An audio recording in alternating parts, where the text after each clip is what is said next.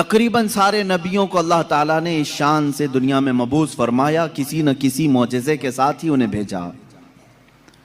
سارے نبیوں کے معجزات اس مختصر سی مجلس میں گنائے نہیں جا سکتے، لیکن نبی جو معجزہ لے کر کے آتا ہے وہ اپنی قوم کے درمیان جس چیز کی ضرورت ہوتی ہے، جس چیز کا ماحول ہوتا ہے، وہی لے کر کے آتا ہے۔ اب مثال کے طور پر موسیٰ علیہ السلام کا زمانہ جادوگری کا زمانہ تھا۔ بڑے بڑے جادوگر اپنے اپنے کرتب دکھاتے تھے، جس کو نظر بندی کہہ سکتے ہیں عام آپ، یا اس کو آپ میجک سمجھ لیں۔ آج بھی میجیشین ہے، وہ صرف نظروں کا دھوکہ ہوتا ہے۔ میجیشین کو خود معلوم ہوتا ہے کہ میں کوئی چیز بدل نہیں سکتا۔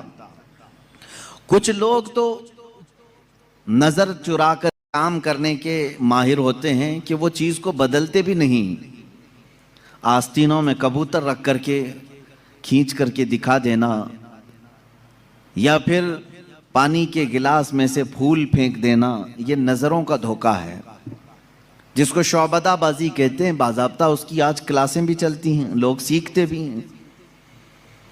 زمانہ موسیٰ علیہ السلام میں جو کرتب دکھائے جا رہے تھے وہ تو جادو کا کمال تھا۔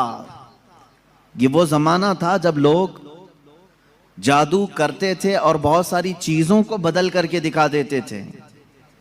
اسی لیے فرعون نے موسیٰ علیہ السلام کے مقابلے کے لیے جادوگروں کو ہی بلایا تھا، اس کا مقابلہ کرو۔ اور جادوگروں نے موسیٰ علیہ السلام کے سامنے جو چیز پیش کی وہ چھوٹی چھوٹی رسیوں کو زمین پر پھینک کر سانپ بنا کر کے دکھایا۔ سب سانپ بن کر کے دوڑ رہے تھے۔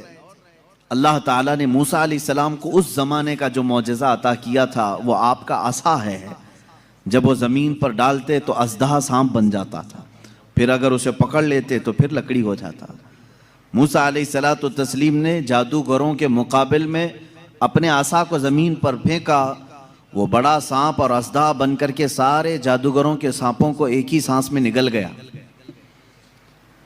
اب اس سانپ کی ہیبت ایسی تھی کہ وہاں جو موجود تھے جادوگر، انہوں نے کہا آمنا برب موسیٰ و ہارون، ہم سب موسیٰ اور ہارون کے رب پر ایمان لے آئے۔ دوسرا جادو تو اب انہیں دکھانا بھی نہیں تھا، سیدھے وہ ایمان کی بات کر گئے۔ تو نبی جو ہے اپنے معجزے سے سامنے والوں کا عاجز کر دیتا ہے۔ اس میں واقعے میں آپ نے سمجھا کچھ؟